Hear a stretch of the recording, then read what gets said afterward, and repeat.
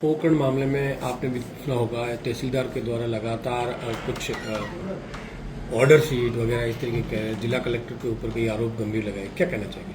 देखिए, जिला कलेक्टर जैसलमेर शुरू से ही विवादों में रहे हैं। पहले एसडीएम के साथ में उनकी नहीं बनी, एसडीएम के ऊपर आरोप लगाए और वो एसडीएम ने उन पर आरोप लगाए कि कानून के खिलाफ वो कार्रवाई करना चाह रहे हैं, ज़मीनों का हस्तांतरण करना चाह रहे हैं और कंपनियों के मुनीम बने हुए हैं बिल्कुल। और सरकार के काम पर कम ध्यान देकर कंपनियों के काम पे ज़्यादा उनको चिंता रहती है। अभी तहसीलदार के साथ भी ऐसी घटना हुई और उनको एपीओ किया पहले, फिर उनको निलंबन के आदेश निकाले। उनके ऊपर अनलीगली दबाव बनाया जा रहा है कि आप कैसे भी करके कंपनियों के खाते के अंदर जमीनों का हस्तांतरण करो। जब आगोर की भूमि हो, चाहे गोचर की भूमि हो, चाहे तालाब की भूमि हो, और जो पुराने जमाने के अंदर जैसे रिकॉर्ड के अंदर नहीं थी, आगोर को शिवायक बताया गया था, लेकिन वास्तव में हकीकत में वो मौके पर आगोर है, तालाब है और वहाँ पे रिहायशी लोग रह रहे हैं, ओरण गोचर है, मंदिर है। ऐसी भूमि को जब ग्रामीणों की उनकी मांग के अनुसार जो सही मौका रिपोर्ट बना के, पहले एसडीएम ने भी ऐसे ही दिया था, अभी तहसीलदार साहब ने भी सही कार्रवाई की ग्रामीणों के पक्ष ध्यान में रखते हुए, लोगों के हित ध्यान में रखते हुए, लेकिन उनसे कलेक्टर साहब खुश नहीं हुए। कलेक्टर साहब को तो खाली कंपनियों को खुश करना था और वो जैसे बड़ी कंपनियां चलाना चाहते हैं वैसे वो ऑर्डर करवाना चाह रहे हैं, वैसे कलेक्टर ऑर्डर करना चाहते हैं, लेकिन वो नीचे से अधिकारियों को कलेक्टर के कहने के अनुसार वो काम नहीं कर रहे हैं, तब उनको अनलीगली परेशान कर रहे हैं, नाजायज परेशान कर रहे हैं। और डिफेंस की जमीन भी उन्होंने नहीं बख्शी और सेंसिटिव एरिया है, बॉर्डर का एरिया है, यहाँ सीलिंग एक्ट का भी उल्लंघन किया जा रहा है। इससे पहले इधर रामसर के एसडीएम के ऊपर भी इसी तरीके के आरोप लगे थे और बिना परमिशन के सीलिंग एक्ट का उल्लंघन करते हुए हजारों बीघा जमीन कंपनी के खाते में उन्होंने रजिस्ट्री करवा दी या हस्तांतरण कर दी। इसी तरीके के आरोप जैसलमेर कलेक्टर के ऊपर लगते आ रहे हैं, लेकिन प्रशासन कोई ध्यान नहीं दे रहा है, किसी को चिंता नहीं है, खाली कंपनियों की चिंता लगी हुई है सबको, लोगों की किसी को चिंता नहीं है। ओरण और गोचर की जमीन खतरे में है और लोगों का जो रिहायशी ढाणियां हैं, रहवासी आबादी क्षेत्र है, वो भी संकट में है। सारी जमीनें अगर कंपनियों को दे देंगे तो लोग कहाँ रहेंगे, कहाँ अपने पशु चराएंगे, कहाँ खेती करेंगे, कहाँ पानी पिएंगे। तालाब, गोचर, ओरण सारी जमीनें जो वास्तव में ओरण और गोचर की जमीन है और भूलवंश कहीं रह गई हो, रिकॉर्ड में नहीं चढ़ी हुई हो, लेकिन वहां पर मंदिर बने हुए हैं, ओरण है, चारागाह की भूमि है और लोग रह रहे हैं, ऐसी उन लोगों का भी हित पहले रखना चाहिए और उसके बाद में अगर कोई जमीन बचती है तो कंपनियों को करे। लेकिन जैसलमेर कलेक्टर पूरी तरीके से कंपनियों के पक्ष में ही काम कर रहे हैं।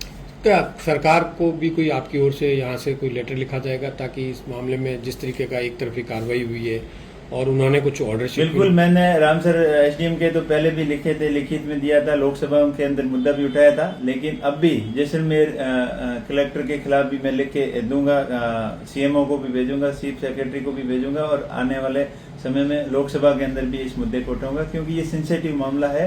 अगर आप फील्ड फायरिंग रेंज की रक्षा की जमीन भी आप कंपनियों को दे दोगे तो आपके पीछे बचेगा क्या? कंपनियों का हित इतना जरूरी नहीं है कि राष्ट्र हित से ऊपर या सुरक्षा की सेना के जमीन भी उनको दे दें। इसमें उनकी ऐसी क्या मंशा थी, इसकी भी पूरी तरीके से जांच होनी चाहिए और जो भी अनलीगल तरीके से जमीनें कंपनियों को हस्तांतरण की है उनकी पूरी जांच हो। और मेरा सरकार से मैं ये भी मांग करूंगा कि जिस तरीके से अंधाधुंध सोलर प्लांट लग रहे हैं, पेड़ों की कटाई हो रही है, पर्यावरण के ऊपर कोई ध्यान नहीं दिया जा रहा है, तो आने वाले समय में हीट वेव का खतरा रहेगा, तापमान बढ़ने का खतरा है और जनजीवन के साथ साथ जंगली जानवर हो या पशु पक्षी हो, उनके ऊपर भी पर्यावरण का ये तापमान बढ़ने का बड़ा खतरा रहेगा। तो मेरी सरकार से आगे सर्टिफिकेट लिए जाते हैं कि यहाँ पे पेड़ था ही नहीं। अगर थोड़ा बहुत कोई शिफ्टिंग या कटिंग का होता है तो ये सर्टिफिकेट दे देते कि हमने फला जगह फला खतरे में इतने पेड़ लगा दिए।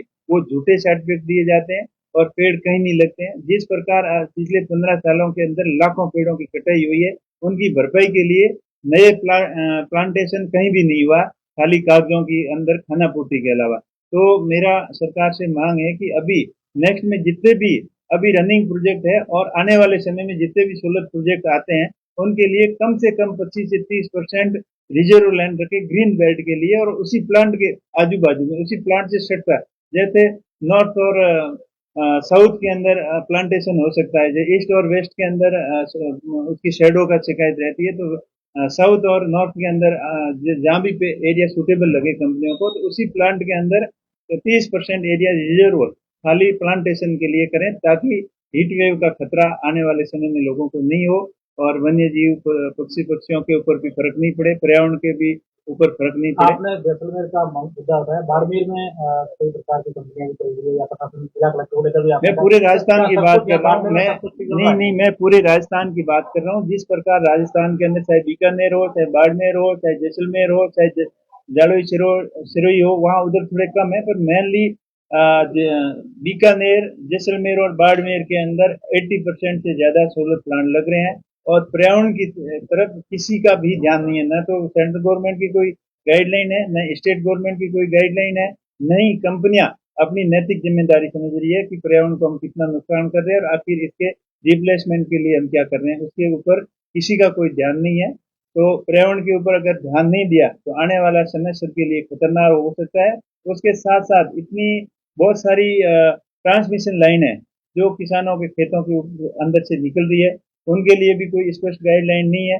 किसानों के साथ में मजबूरन उनको बाध्य किया जाता है कि आप कंपनियों को ट्रांसमिशन लाइन लगाने दो। प्रशासन कंपनियों का फेवर ज्यादा करता है, किसान की नहीं सुन रहा है। अभी मेरे पास रोज कम से कम 8-10 फोन आते हैं, आज भी कई फोन आए थे। आप रेतेव के अंदर एक घर के अंदर एक ढाणी है उसके अंदर वो टावर खड़ा कर रहे हैं, और वो मना करने के बावजूद उसकी सहमति के बिना जबरदस्ती उसको बिना कंपनसेशन दिए, बिना मुआवजा दिए उसके घर के अंदर टावर लग रहा है। तो इस तरीके की घटनाएं बहुत ही चिंताजनक है।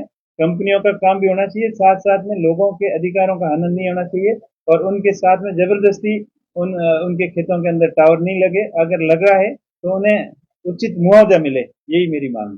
तो ये जो सारी चीज आप बता रहे हैं सर, ये सारा जो मामला जब से सोलर बाड़मेर में शुरू हुआ, तब से हर नेता जनप्रतिनिधि जो इस मामले में आवाज उठाता है, वो सिर्फ प्रेस कॉन्फ्रेंस तक सीमित है, और बार बार उसको ये कहना पड़ रहा है कि उनकी सुनवाई नहीं हो रही। तो क्या असल में ये स्थिति है कि जनप्रतिनिधियों की सुनवाई कंपनियों के सामने कुछ भी नहीं हो रही? बिल्कुल जनप्रतिनिधियों की सुनवाई कुछ नहीं हो रही है। खाली सरकार के इन्वेस्टर की तरफ उनको बढ़ावा देने के नाम पर उनको सब कुछ खुली छूट दे रखी है, जितनी नहीं होनी चाहिए। क्योंकि अगर पर्यावरण की तरफ ध्यान नहीं दिया तो आने वाले समय में सबके लिए ये बड़ा खतरा हो सकता है।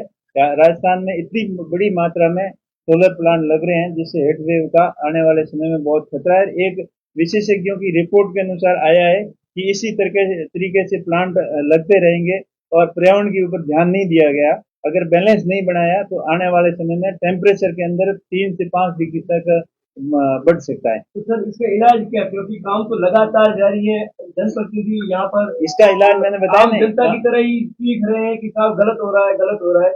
अब इलाज क्या? काम तो जारी है। हम तो विपक्ष में है, हमने हमेशा मांग करना हमारा कर्तव्य है, और उसमें हमने कोई कसर नहीं छोड़ी। लोकसभा में भी इसका मामला पहले उठाया, अब भी जैसे भी मेरे को मौका मिलेगा तो लोकसभा में इस मामले को रखूंगा कि जिस तरीके से पर्यावरण के साथ में कंपनियां खिलवाड़ कर रही है, और ऑफिसर और जिम्मेदार जनप्रतिनिधि मुख्य दर्शक होकर उन देख रहे हैं, तो ये आने वाले समय में सबके लिए ठीक नहीं है। तो जैसलमेर में सर जो घटनाक्रम हुआ, एक एसडीएम और एक तहसीलदार को वहां से जिस तरीके से हटाया गया, तो क्या लगता है कि जो अधिकारी इन कंपनियों की गुलामी नहीं कर रहे या उनके बाबूबंदी काम नहीं कर रहे, उनको सरकार जो है वो दंड दे रही? बिल्कुल सही है, ये तीसरी बड़ी घटना है। उससे पहले 2 ट्रैप हुए थे, एक एसडीएम और एक अधिकारी और था रेवेन्यू डिपार्टमेंट का, 2 ट्रैप हुए थे। और उसके बाद में फिर एसडीएम पोखरण के ऊपर आरोप लगे थे, दबाव था कि उन दबाव के अंदर उन्होंने काम नहीं किया, तो उनको यहाँ से हटा दिया। अब तीसरी घटना हुई है कि तहसीलदार को पहले 17 सीसी का नोटिस दिया, अब एपीओ किया, और इस बात पे किया कि वो कोई अवैध कब्जा जो कंपनी वाला करना चाह रहे थे उसको खाली कराने के लिए वो जा रहे थे। तो इससे कलेक्टर साहब नाराज हो गए, और ऊपर के अधिकारी भी उनसे नाराज हो गए कि वो जनता के हित में काम नहीं करके खाली कंपनी के हित के अंदर काम करे। इस तरीके का दबाव काफी पिछले 1 साल से कलेक्टर की तरफ से नीचे के अधिकारियों के ऊपर बनाया जा रहा है, और कलेक्टर सिर्फ और सिर्फ कंपनी के हितैषी बनकर कंपनी के मुनीम टाइप बन के काम कर रहे हैं। जैसा आप कह रहे हैं, कंपनी और सरकार जब एक हो चुकी है, तो अब क्या जनता और जनप्रतिनिधि अकेले पड़ गए। अब सड़क पर आंदोलन देखा जाएगा, भविष्य रणनीति क्या बिल्कुल है? जनप्रतिनिधियों की ये हमेशा से मांग रही है कि जनता के हित के काम हो, और अगर इसलिए अब मामला काफी ऊपर उठ गया है, जब पानी नाक से ऊपर उठता बढ़ता है तब उस जनता को मजबूरन आंदोलन के लिए मजबूर होना पड़ेगा और सड़कों के ऊपर आना पड़ेगा। सड़कों पर जो विरोध करे उनके खिलाफ तो मुकदमे और उनको जेल में डाल रहे हैं। और आप जनता कितने की दिन हिम्मत नहीं हो डालेंगे, रही है। कितने डालेंगे? आखिर जनता के सामने बड़ी बड़ी ताकतों को झुकना पड़ा है। ये इस सरकार को, अधिकारियों को, कंपनियों और